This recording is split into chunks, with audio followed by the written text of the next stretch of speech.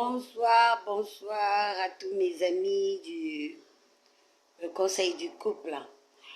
C'est moi Michel, la fondatrice du groupe.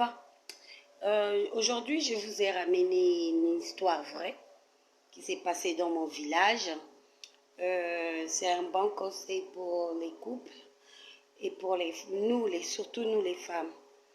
Donc, c'était un jeune chasseur et pêcheur en même temps qui nourrissait tout un village. Donc, lui, il prenait soin des pauvres du village. Il avait l'habitude, quand il partait chasser, et quand il attrape beaucoup de gibier, il les partageait avec les villageois qui sont pauvres. Et les autres gibiers, il le vendait. Il le faisait, c'est comme ça qu'il vivait. Un jour, il a décidé, ses parents ont décidé, c'est pas lui, ses parents, excusez-moi. Les parents ont décidé de lui faire marier à une femme de l'autre côté du village. Parce ils ont fait leurs recherches, ils avaient trouvé cette femme, elle était formidable. Ils l'ont pris en mariage et il l'a ramenée dans leur village. Par contre, les premières années du mariage, c'était que du bonheur. C'était bien. Et le gars, il a vraiment aimé la femme à laquelle on l'avait donnée. Et le défaut avec nous les femmes, quand on constate qu'on nous aime, c'est là qu'on commence à déconner. Et cette fille-là, qu'est-ce qu'elle a fait de mal? Et elle commençait à voir ce que faisait son mari, c'était infaisable. Comment quand il part à la chasse, qu'il chasse, et il vient, il partage de viande. Pour elle, elle trouvait que c'était du gâchis. Il fallait qu'il puisse vendre et puis l'argent qu'il ramène à la maison. Et il a dit à son mari, pourquoi quand tu pars chasser, à chaque fois quand tu reviens, tu as des parts que tu donnes aux pauvres. Mais je pense que ces parts-là que tu donnes aux pauvres, on peut le prendre et les vendre et on aura quelque chose de plus. Le monsieur lui dit, non, mais moi je suis habitué comme ça. Je suis comme ça. En fait, je suis comme ça. Je ne peux pas... je suis habitué comme ça, en fait. Et la femme, il a trouvé que le monsieur, il était trop gentil. Il dit à son mari, non, moi je ne fais pas. C'est comme ça, faire du bruit de l'oreille de chaque fois. Il lui fait chamailler. Et le gars, il lui dit, mais moi je n'arrive pas. Je suis comme ça. Qu'est-ce que tu veux que je fasse? Et la femme lui dit, ben, attends, tu dois fermer le front une fois que tu as tes viandes, ou soit les poissons, tu fermes le front, tu passes.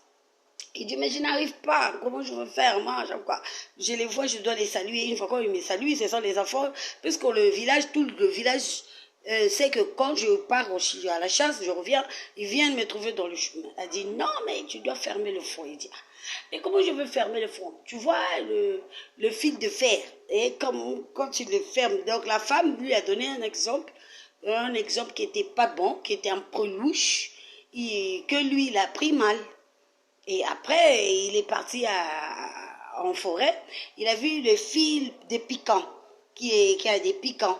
Et il a attaché sur sa tête. Et ces piquants-là sont rentrés jusqu'aux veines. Ça faisait couler le sang. Et quand il est rentré du village, tout le monde ne pouvait plus lui s'approcher parce qu'ils l'ont vu avec du sang et avec le fil comme le fil de fer qui avait des piquants. On lui demandait, mais qu'est-ce qui se passe? Puisque c'est rentré jusqu'aux veines, il ne pouvait plus faire de gros mouvements, arriver du village, il n'a même pas pu arriver au pied de sa femme, il est tombé et il est mort. Et la femme en pleurant, il dit, mais moi je ne t'avais pas dit de cacher, je t'avais dit de fermer le front. Tout le village commençait à lui, c'était un peu étonné, on voit une dame qui pleure, dire à son mari que je ne voulais pas que tu puisses attacher le fil, je voulais que tu fermes le front. Et le chef du village l'ont fait appel avant l'enterrement de son mari. On l'a interrogé, mais qu'est-ce qui se passe que tu pleures, tu dis que tu ne voulais pas, qu'est-ce qu'il y a, qu'est-ce qui s'est passé? Et la dame, dans l'émotion, elle n'a pas pu se réserver et elle a expliqué comment était le problème. Et tout le village ont crié sur elle. Oh là là. Tout le monde ont crié sur elle, ils l'ont battue comme un chat. Et les autres ont dit non, laissez, on doit d'abord enterrer son mari et puis on verra après. Et le jour de l'enterrement, ils ont enterré cette femme-là, on l'a battue. Heureusement que leur village était venu intervenir, on l'a pris, on l'a ramené chez eux. Mais le conseil que je peux donner, c'est un conseil qui est gratuit et bon. Je demande à toutes les femmes qui sont en couple et ceux qui ne sont pas en couple, si tu trouves un homme qui a un comportement qui est bon, laisse-lui avec ce comportement-là. Soutiens-lui dans ce comportement-là. Mais ne fais pas qu'il puisse changer. Parce qu'il y a certains gens, ils sont nés comme ça. Ils sont nés d'être gentils. Ils sont nés d'être agréables. Ils sont nés pour faire du bien. Alors, quand toi, tu l'empêches de faire du bien, c'est comme si tu veux lui enlever cela et tu vas lui enlever la vie de vivre. Ce n'est pas bon. Ne faites pas comme cette femme-là qui a donné la mort à son mari parce qu'il ne voulait pas qu'il partage. Parce que Dieu a dit, aimez-vous les uns et les autres.